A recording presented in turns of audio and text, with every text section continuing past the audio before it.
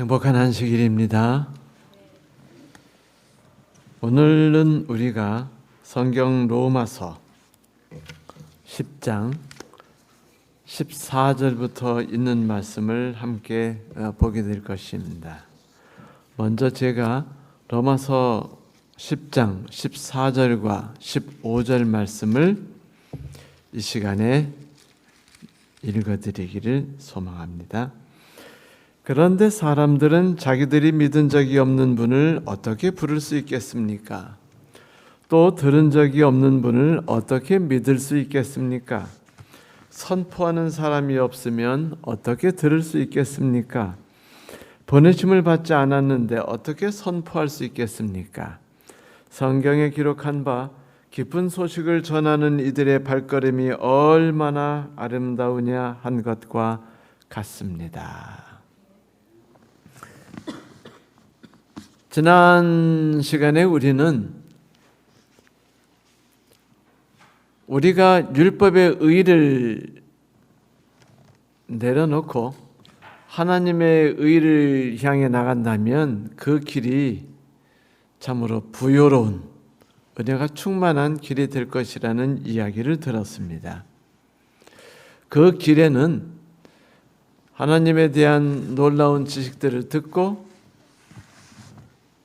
그리고 그 믿음에 화합하여 하나님의 뜻에 순종하고 내 힘으로 하려는 모든 율법의 의를 내려놓고 그리고 하나님 앞에 고백하고 그분의 이름을 부르는 것을 통해서 믿음으로 인해 구원에 이르게 된다라는 놀라운 소식을 듣게 됐습니다. 그런데 만일 우리가 그 놀라운 소식을 듣지 못한다면 하나님께서 우리를 위해서 이뤄놓으셨던 그 수많은 일들이 우리에게 어떻게 적용되겠느냐라고 바울이 이야기하는 거예요. 여러분 기억나시죠? 유대인들이 바벨론에 의해서 황폐하게 된 그 성전을 뒤로 하고 바벨론으로 사로잡혀 갔지 않았습니까? 그리고 그들이 그곳에서 고통스러운 삶을 지냈습니다. 무려 70년이나. 그런데 그들이 꿈꾸는 회복, 다시 말하면 하나님의 은혜 안으로 다시 들어가는 일들이 언제 올지 그들은 몰랐어요. 그래서 그들은 그냥 세상에 젖어서 세상 사람이 살듯이 이 땅에 그냥 뜻을 두고 살아가게 되었죠. 그러나 마음 한켠에는 소망을 잃지 않고 있었습니다. 그때 하나님께서 고레스 왕을 통해서 놀라운 일을 이루셨죠. 수많은 사람들이 얼마나 기뻤겠어요.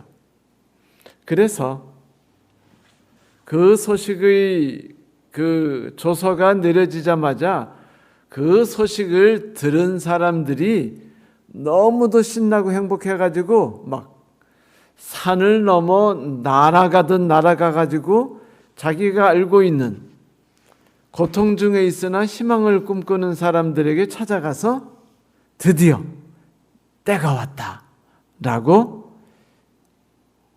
외친 것이죠. 구원이 성소에서부터 흘러나왔습니다. 하나님이 드디어 역사하기 시작하셨어요. 모든 희망을 잃었던 사람들에게 희망의 길이 드디어 찾아왔습니다. 그런데 하나님께서는 이 일을 그냥 조용히 하신 것이 아니라 모든 사람이 다 알 수 있도록 하나님께서 전령들을 보내신 것이죠. 하나님께서 이 놀라운 복음들이 전파되게 하셨습니다. 그 이야기를 사도 바울은 뭐라고 말하냐면 기쁜 소식을 전하는 이들의 발걸음이 얼마나 아름다우냐라고 말했죠. 이 말씀은 성경 이사야서와 나훔서에 있는 그 말씀을 인용한 거예요. 성경 이사야서 52장 7절에 보면 이런 말씀이 있습니다. 놀랍고 반가워라. 희소식을 전하려고 산을 넘어 달려오는 저 발이여. 평화가 왔다고 외치며 복된 희소식을 전하는구나. 구원이 이르렀다고 선포하면서 시온을 보고 이르기를 너희 하나님께서 통치하신다 하는구나. 기쁜 소식이래요. 이 기쁜 소식을 전하는 사람들이 발이 아주 날아간답니다. 그리고 그 절망과 고통 속에 살아가는 사람들, 희망을 잃고 살아가는 모든 사람들에게 이 복음을 전하러 달려가는 이 발이 얼마나 아름다운지 모른다고 이사야가 말했습니다. 드디어 성전으로 돌아갈 수 있게 되었다. 하나님이 드디어 당신의 백성들을 직접 통치하실 것이다. 이 세상의 모든 악과 우리를 괴롭히는 모든 원수들이 쫓겨나가게 되고 하나님이 직접 우리를 통치하실 것이라는 놀라운 소식이 전해졌을 때 이스라엘 백성들이 얼마나 행복했을까요? 그래서 이스라엘 백성들이 그곳에서 예루살렘으로 갈 때 내려가는 사람들을 기록했었죠. 우리가 알다시피 종들 그리고 많은 사람들이 같이 내려갔습니다. 그런데 이스라엘 사람들, 귀족들, 평민들, 노예들, 나귀들, 말들 이렇게 쭉 말하다가 노새들 말하다가 특별한 귀절이 들어갔었는데 그게 뭐냐면 찬양대 라는 말을 집어넣었죠. 자, 이 찬양대라는 말이 뭐예요? 이제부터 그들이 바벨론, 페르시아를 떠나서 어디까지 갈 겁니까? 예루살렘까지 갈 거예요. 그리운 땅 고국까지. 하나님이 우리와 함께 하셨던 곳까지 이제 돌아가는 겁니다. 그런데 그 모든 길에 그들의 삶에 예루살렘으로 돌아가는 모든 길에 뭐가 함께하고 있는 거예요? 찬양이 함께하는 겁니다. 감사가 함께하는 거예요. 그 이야기가 나음서 1장 15절에도 있죠. 볼지어다 아름다운 소식을 전하라고 평화를 전하는 자의 발이 산 위에 있도다. 아름다운 소식을 알리고 평화를 전하는 자의 발. 이때 평화라는 게 뭐냐면 샬롬입니다. 그런데 이 샬롬이란 말은 우리가 잘 알죠. 노래도 있지 않습니까? 샬롬 my friend, 샬롬 my friend, 샬롬 샬롬 하는 이런 노래도 있잖아요. 그죠? 그렇게 샬롬이란 말이 모든 사람들에게 정겨운 단어인데 이 샬롬이란 단어가 우리에게 적용될 때는요. 원래 어떻게 적용되는 거냐면 하나님의 놀라우신 구원이 우리에게 임하자 그 결과로 우리에게 찾아오는 것이 샬롬이에요. 화평입니다. 평화죠. 이 세상의 어떤 악도 우리에게 몰아치는 어떤 고통도 어떤 난관도 우리 마음속에 하나님과 내가 함께 즐기고 있는 화평을 뭐 할 수 없어요? 깨뜨릴 수 없는 겁니다. 절대적인 진정한 화평이죠. 우리가 알다시피 사람들은 행복을 꿈꾸죠. 그런데 성도 여러분, 하나님은 우리에게 행복을 주기를 원하시나요? 아니에요. 하나님은 우리에게 행복을 주기를 원치는 않으십니다. 그래서 성경에서 우리에게 한 번도 행복을 주겠다는 글이 없습니다. 하지만 성경에서는 우리에게 끝없이 무엇을 주기를 원하시냐면 기쁨을 주기를 원하셔요. 어떤 환경에도 흔들리지 않는 하나님께서 우리와 함께 하시고 갈 때는요, 어떤 난관도 어떤 고통도 나에게 전혀 영향을 주지 못한다. 영향을 주는 것처럼 달겨들지만 실제는 나의 삶은 평화로 가득해 있다. 미래에 대한 두려움도 없으며 나 자신에 대한 죄책감도 이미 사라져 버렸고, 그리고 가족에 대한 염려나 나의 무능력에 대한 고통과 그 다음에 다른 사람에게 인정받지 못하는 슬픔과 이 모든 것으로부터 우리가 자유 얻을 수 있는 거예요. 그것은 그런 고통스러운 일들은 언제나 우리를 닥치나 우리가 하나님의 구원을 맛보는 동안에는 언제나 우리에게 평화가 있다고 나훔은 선언했던 것이죠. 그러니 이 이야기를 전하러 그 예루살렘 그 산을 넘어서 그 달려 내려오는 자가 얼마나 신이 나겠어요. 막 기분 좋고 행복한 소식을 전하면 걸어가나요? 천천히 힘없이? 아니면 막 달려갑니까? 달려가죠. 아빠 나 100점 먹었어라고 말할 때는요, 이거는 뭐 날아가듯 달려가기 때문에 그걸 만화로 그리면 발이 바퀴가 달려가지고 그냥 땅에 닿지 않고 날아가는 모습으로 그리는 거 아니에요? 여러분 그렇게 달려보는 거 상상해 보셨나요? 왜 달린다고 말했을까요? 그것은 하나님께서 우리에게 구원을 주시기 위해서 그 놀라운 소식이 우리에게 임했다는 것을 전하려는 하나님의 기쁨과 그분이 그걸 알리려는 것이요, 순간도 지체하지 않고 우리에게 달려오는 그분의 마음을 말하는 것입니다. 그리고 그분은 그 일에 대해서 전혀 주저하지 않고 온 힘을 다해서 우리들에게 기쁜 소식을 알려주기를 기뻐하는 분이기도 하셔요. 그러면 그분이 전하는 기쁜 소식이 뭐였죠? 우리가 로마서 10장 5절부터 13절, 정확히 말하면 1절부터 13절에 나오는 이야기를 가만히 보니까 우리가 이전에는 율법을 가지고 있는 자였어요. 다시 말하면 내가 내 힘으로 더 나은 세상을 꿈꿨죠. 그랬죠. 율법을 지켜서 하늘에 가려고 그러고 뭐 기왕 구원받은 백성이니까 하나님의 언약을 지키는 사람으로서 율법을 지켜야 된다고 하면서 또 율법을 붙들고 행위에 기초해서 구원에 이르려는 생각들이 우리에게 있었습니다.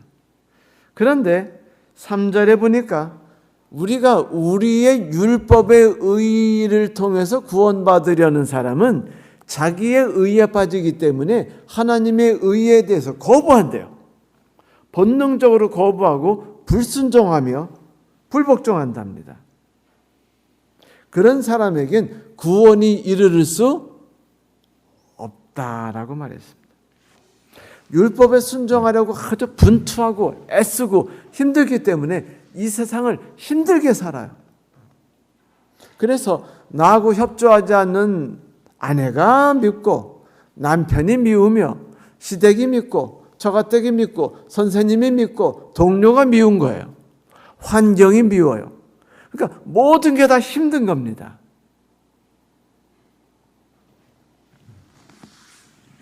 그래서 하나님이 내게 쉬지 않고 베풀어 주려 하시는 부요하심이라는 걸 맛보질 못해요. 슬프죠. 그런데 하나님의 의가 우리에게 이르를 때 그거를 붙잡는 사람은 누구예요? 대상은? 이번에는요, 대상이 모두입니다. 율법을 지키는 사람만 구원을 받는 게 아니에요. 구원은 율법을 지키느냐 지키는지 않느냐와 상관없이 뭐와 관련이 있는 거예요? 하나님께서 모든 사람에게 나누어 주시는 그분의 희생과 사랑과 함께 하심을 받아들이고 믿고 아멘하고 그분의 이름을 부르고 나의 죄를 고백하기만 하면 되는 거예요. 나의 상황이 어떤지를 인정하는 사람은 모든 사람이 예의 없이 다 구원을 얻을 수 있는 것이에요. 모든 사람이 어떤 내가 끝없는 노력에 의해서가 아니라 하나님의 은혜에 감사하면서 그분이 이끄시는 손을 붙잡으면 됩니다. 그건 누구나 할 수 있어요. 힘들지 않아요. 믿음에 의해서 오죠. 하나님의 의에 복종함에 의해서 옵니다. 내 힘으로 살려고 분투하는 것이 아니라 하나님, 내가 이 세상을 내 힘으로 살아봤는데 하늘에 가려고 내 힘으로 살아봤는데, 내 가정을 지키려고 내 힘으로 살아봤는데, 내 교회를 좀 더 나은 교회로 만들려고 내가 좀 더 애써봤는데, 이 모든 것들이 내가 애쓰는 것이 아무 쓸모가 없는 걸 깨달았습니다.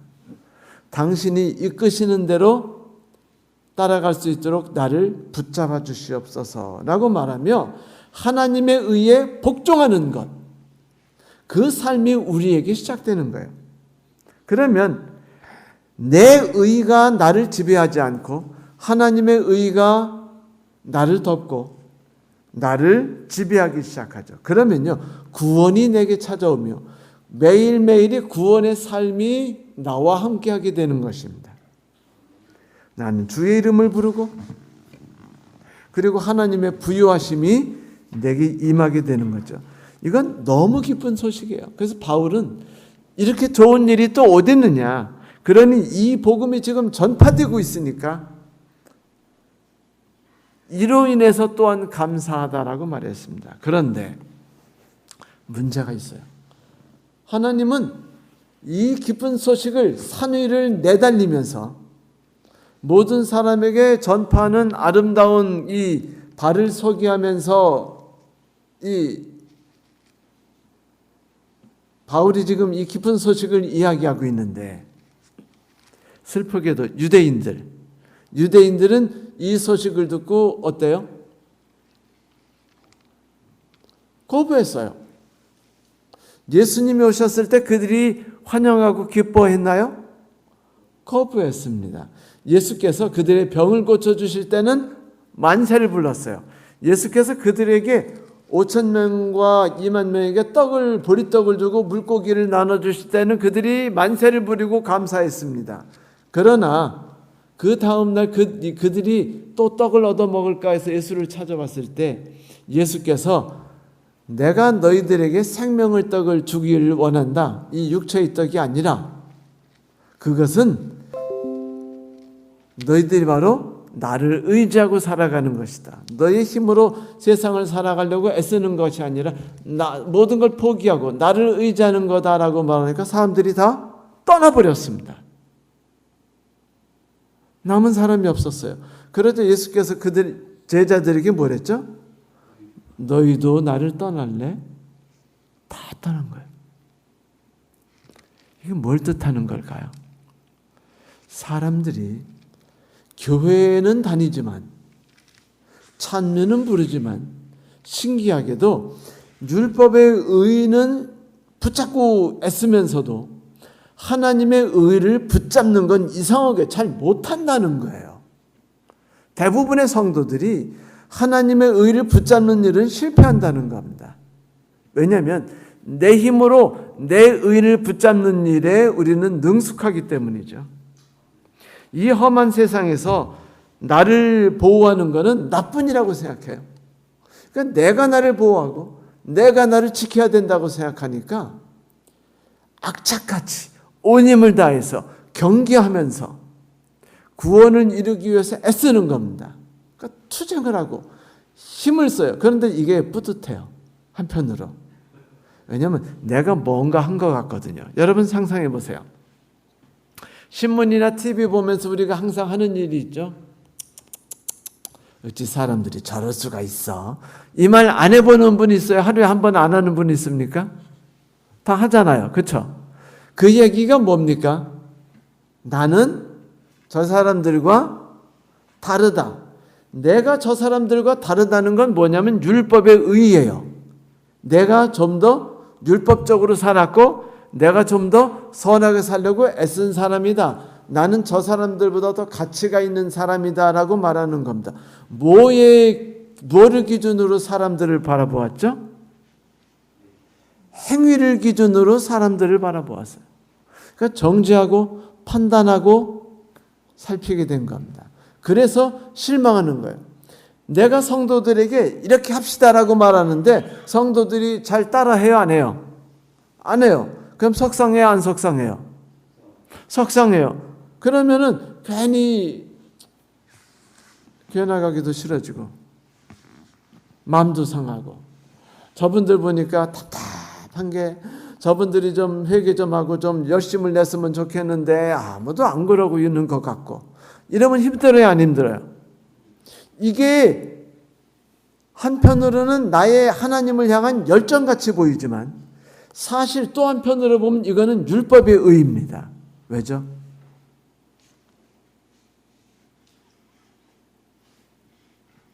일하시는 분은 누구죠? 하나님이에요.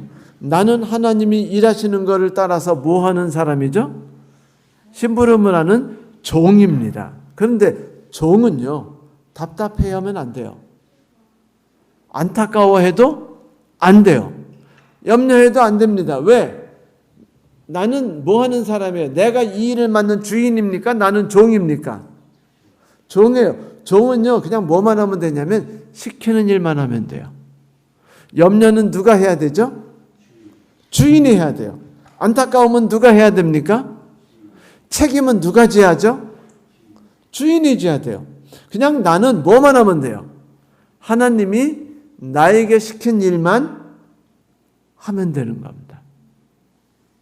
그것이 무엇인지 알게 되는 것은 하나님께 나 자신을 굴복한 뒤에서 얻어지는 거죠. 그런 유대인들은 이걸 싫어했어요. 거부했습니다. 이 세상에서 살다 보니까 바벨론과 싸우고 페르시아와 싸우고 로마와 싸우면서 나쁜 놈들하고 싸우고 속지 않으려고 싸우고 하늘에 가려고 분투하면서 싸우다 보니까 자꾸 나라는 존재에 대한 인식이 점점 커져요.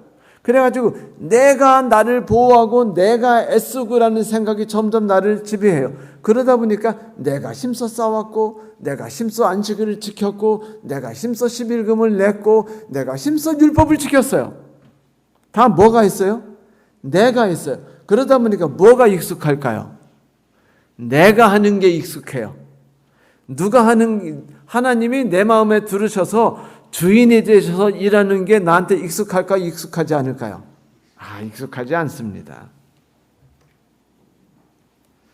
그러니까 하나님의 놀라우신 사랑과 그분의 나를 불쌍히 여기심을 깨닫고 당신의 생명을 아낌없이 던지심을 통해서 하나님이 나에게 내미시는 손, 내 손을 붙잡고 내가 이끄는 길을 그냥 따라와라고 말하는 것을 못하는 거예요.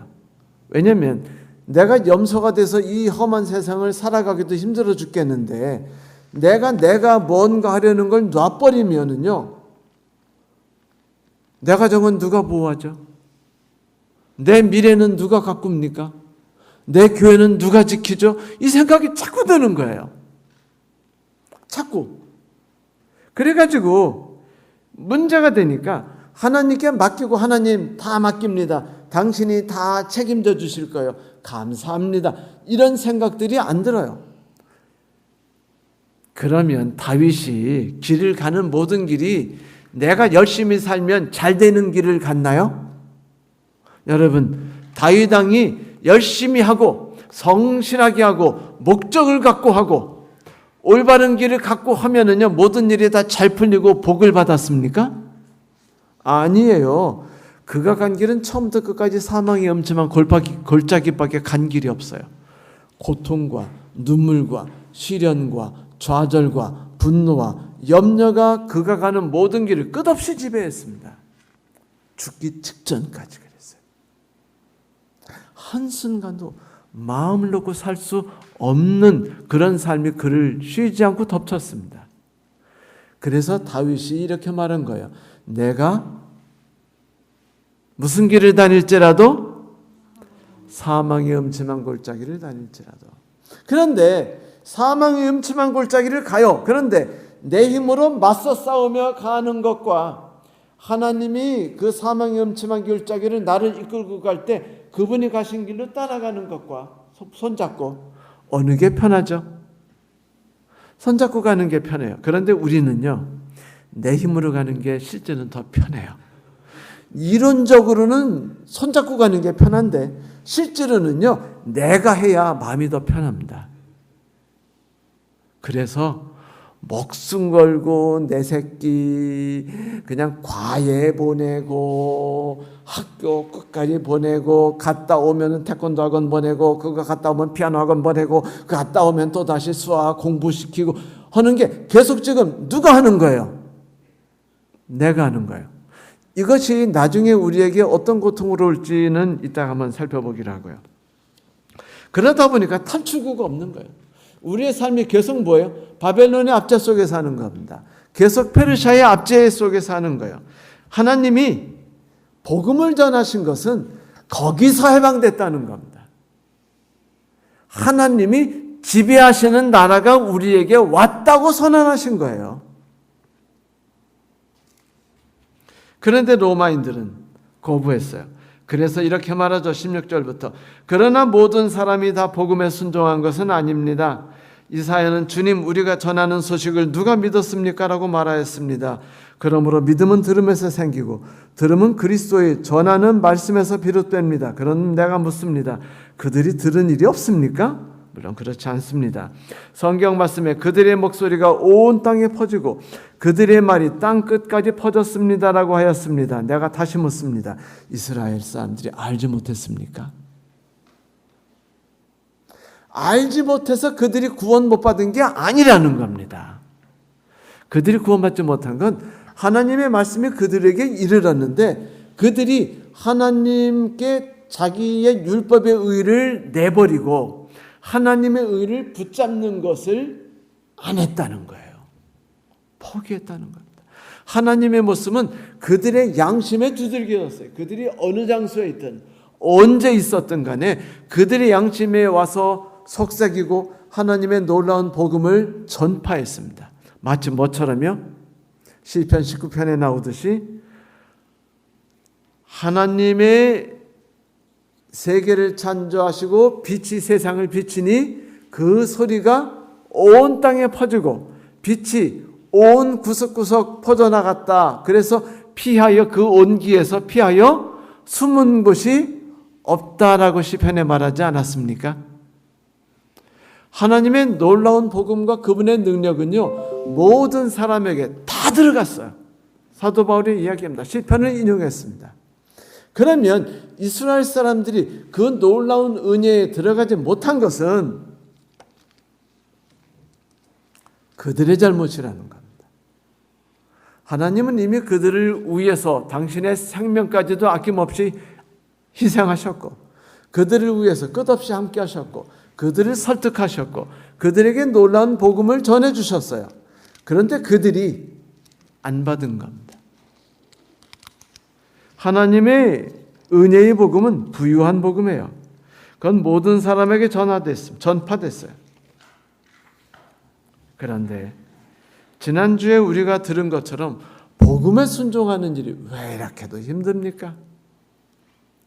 그러자 하나님께서 좋아, 너희들이 그렇게 살 거야. 그러면 내가 다른 사람들을 통해서 다른 사람들에게 먼저 뭐 하겠다? 복음을 전파할 거야. 그들이 누구라고 그랬죠? 예수께서 정확히 세리와 창기. 여러분 보세요. 세리와 창기가 우리 도덕적으로 보고 윤리적으로 볼 때 보잘것 제대로 된 사람들입니까? 아닙니까? 요즘에 신문에 나오는 그런 쓰레기 같은 사람들 있죠? 그 사람들이 세리와 이방인들이에요. 그래서 우리는 그들을 경멸하죠. 그들은 하늘에 못 갈 것 같고 불쌍히 여기지 않습니까? 그런데 재밌게도 예수께서 뭐라고 말씀하시냐면 교회에게 구원은 너희들에게 없고 구원은 세리와 창기에게 있다고 말합니다. 너무 고통스러운 말 아닙니까? 너무 슬픈 말 아니에요? 왜 교인들은 구원받지 못하고 왜 세리와 창기가 구원받죠? 그것은 그들은 내가 무언가 했다라는 생각을 하지 않아요. 하나님의 놀라운 은혜에 그냥 감사할 뿐입니다. 그것이 너무 행복해요.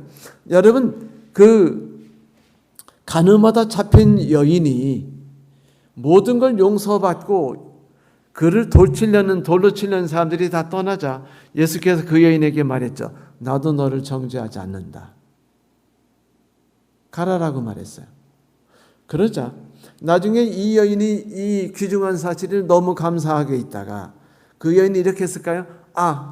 감사하게 은혜 받았고 새 사람이 됐으니까 이제부터 율법을 지켜야지? 아니에요. 그녀의 태도는 그런 생각이 아닙니다. 그녀는 이렇게 했어요.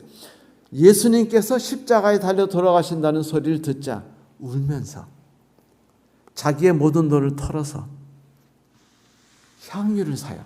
그것도 비싼 옥으로 만들어진 향을 사가지고 예수님께 가서 시몬의 집에서 잔치하고 있는데 문둥병자 시몬 나섰더니 낳자마자 잔치를 벌여드렸죠.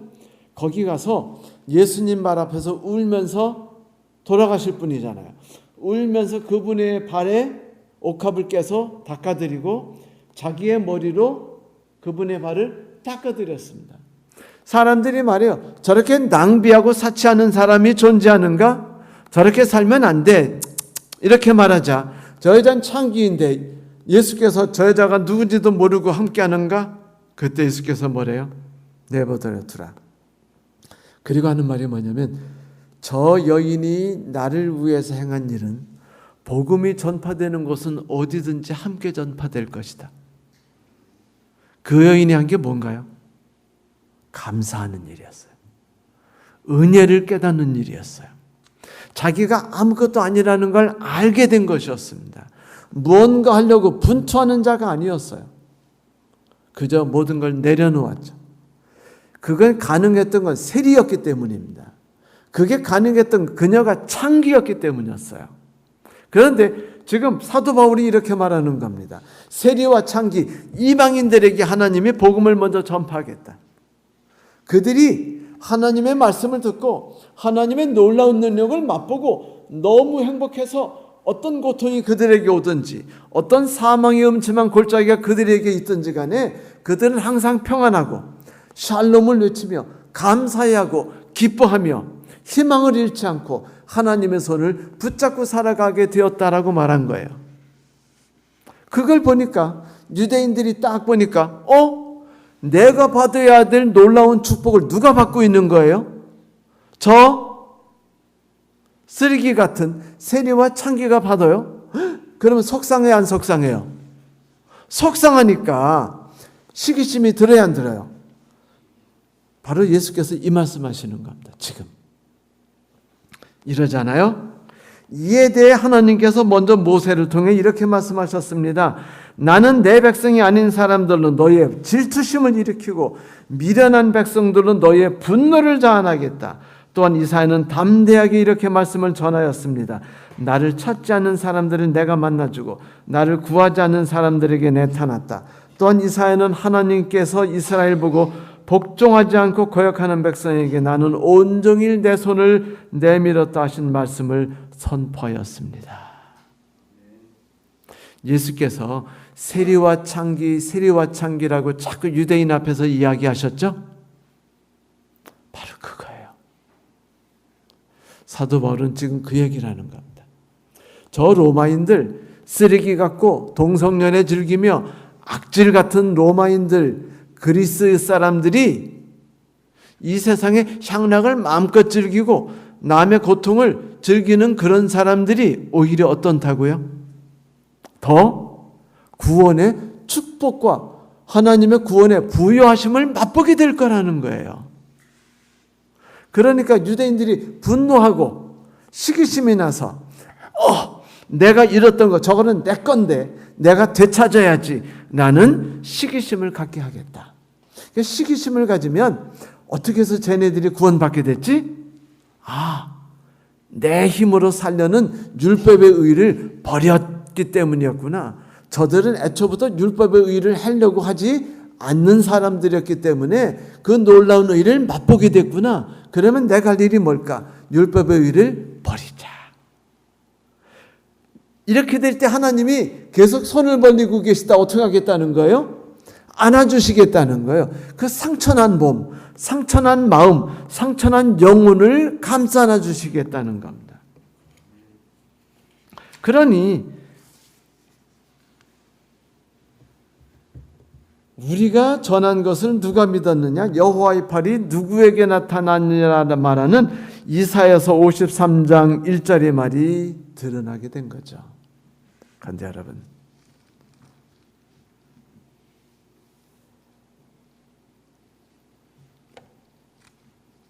이스라엘 백성들이 내려놓지 못했다는 것에 대해서 우리는요 깊이 생각해 봐야 됩니다. 그것이 나의 삶에선 어떤 것일까? 한번 고민해 보셨습니까? 나의 삶에 있어서 내가 율법의 의의를 계속 붙잡고 있다면 나는 오늘 어떤 삶을 가지고서 율법의 의의를 계속 붙잡고 있었을까? 고민해야 하지 않습니까? 왜냐하면 예수께서는 모든 유대인들에게 너희는 틀렸다. 차라리 나는 세리와 창기에게 가겠다. 걔네들이 구원받기가 쉬워라고 말했다면 우리는 지금 충격을 받고 당황해야 되지 않아요? 고통스러워해야 하지 않습니까? 염려해야 하지 않나요? 내가 살았던 신앙의 방법이 뭐가 문제였는지를 살펴봐야 하지 않습니까? 그래야 돼요. 유대인의 모습은요, 우리의 지난 모습과 똑같습니다. 나를 내려놓지 못하는 나의 모습, 나의 의를 끝까지 붙잡고 놓지 않으려는 나의 모습, 하나님의 은혜의 호수와 구원의 복음을 그저 붙잡고 감사하고 그의 이름을 부르면서 나의 삶을 그것으로 가득 채우는 나의 삶을 하지 못한다는 거예요. 염려하고 초조해하고 두려워하고 그래서 걱정이 돼서 내가 뭔가를 막 하려고 하고 하나님을 기다리면 되잖아요. 근데 왜 내가 나서서 투쟁해야죠?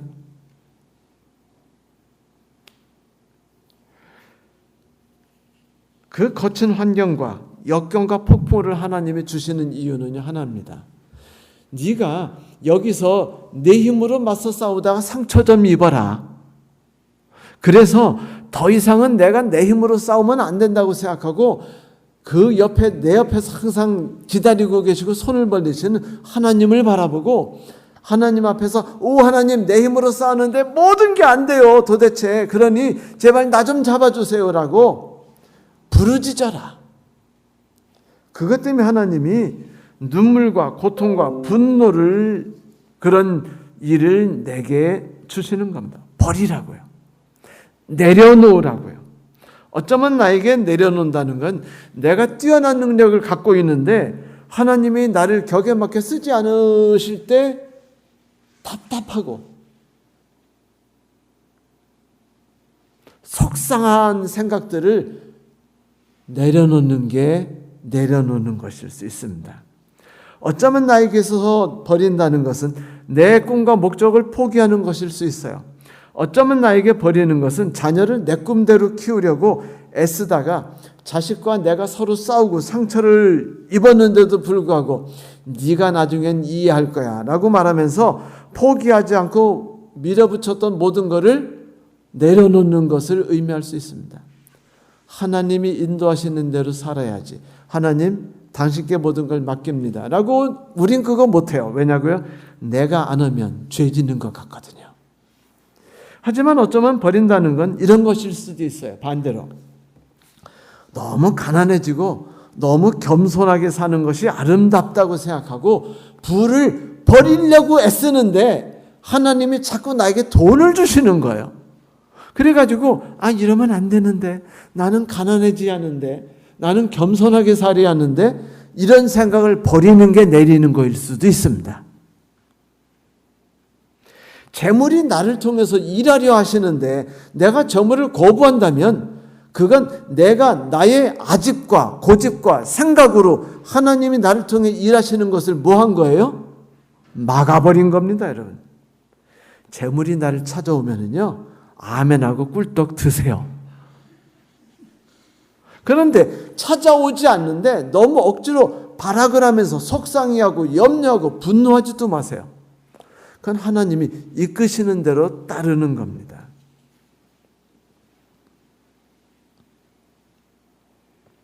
내게 있어 버린다는 건 유명해지고 싶지 않고 다른 사람 앞에 나서고 싶지 않은데 이상하게 자꾸 사람들이 나를 다른 사람 앞에 내세우게 됐을 때 나는 이런 갈 수 없는 사람인데 하고 뒤로 물러나는 게 아니라 하나님이 나를 부르셔서 일을 시킨다면 내가 이 일이 싫더라도 이 일을 다른 사람 앞에서 나서서 하겠습니다 라고 말하는 것도 내려놓는 겁니다.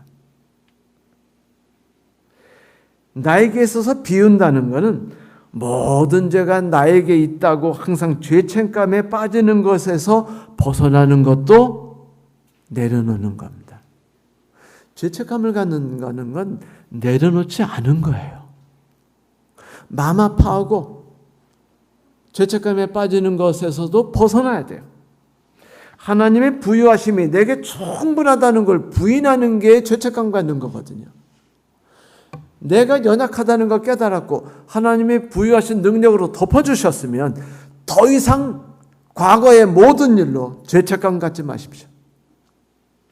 내가 남편에게 행한 일, 내가 나에게 행한 일, 내가 아내에게 행한 일, 내가 자식에게 행한 일, 내가 부모에게 행한 일들이 과거에 일어난 어떤 일로도 마음 아파할 수 있으나 죄책감을 갖지 마세요. 왜냐하면 하나님이 그 모든 일을 이미 당신이 책임져 주겠다고 손을 내미셨기 때문입니다.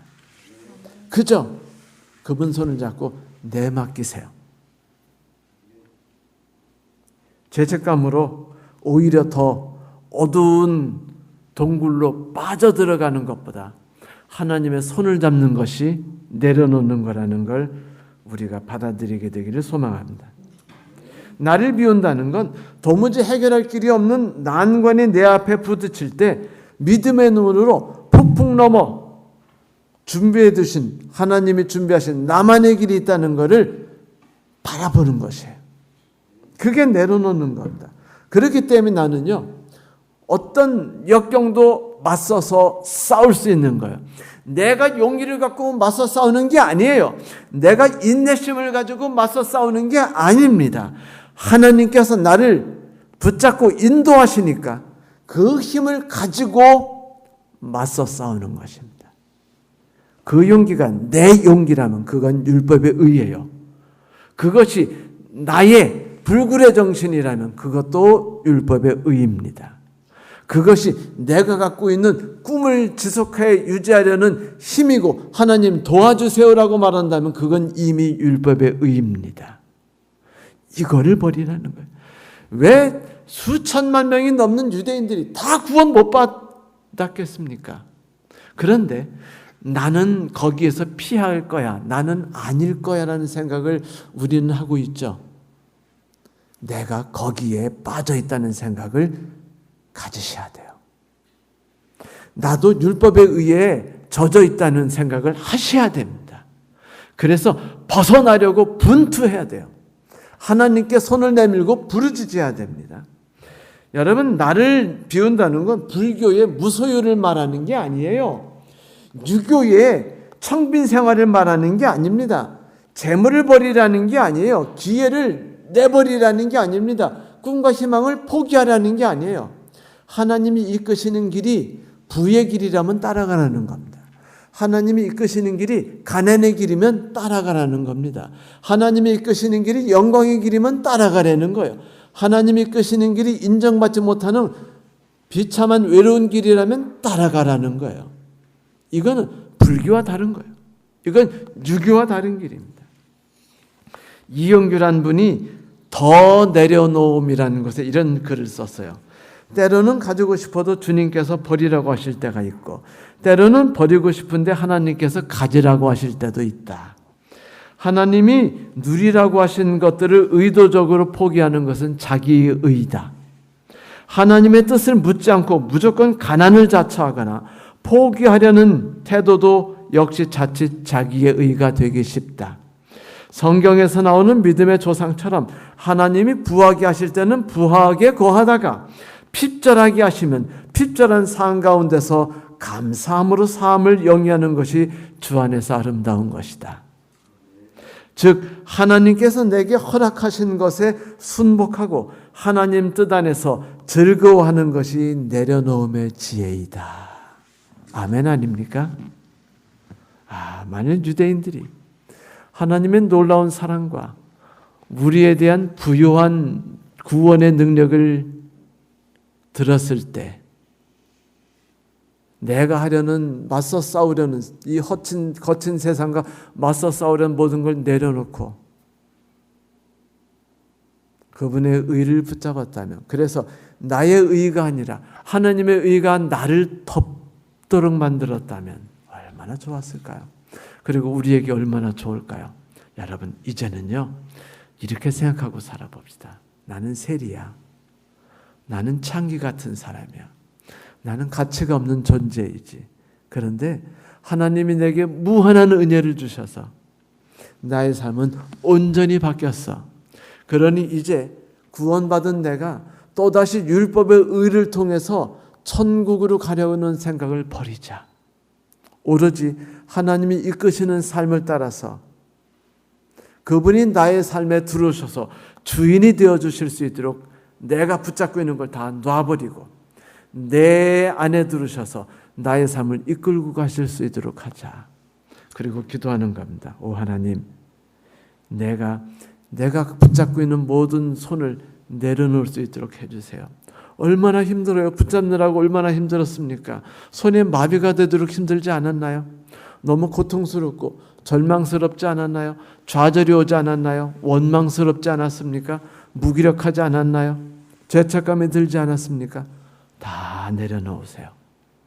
그리고 하나님께서 이 모든 것을 해결해 주고 덮어주러 오셨으니 그분께 겸손한 마음으로 세리와 창기처럼 나아가십시다. 그렇게 기도한다면, 그래서 어떤 일이 오든지 감사와 기쁨과 찬미의 마음으로 부유하신 하나님의 손을 붙잡는다면 은혜가 우리에게 임할 것입니다. 감사합니다. 말씀 마치겠습니다.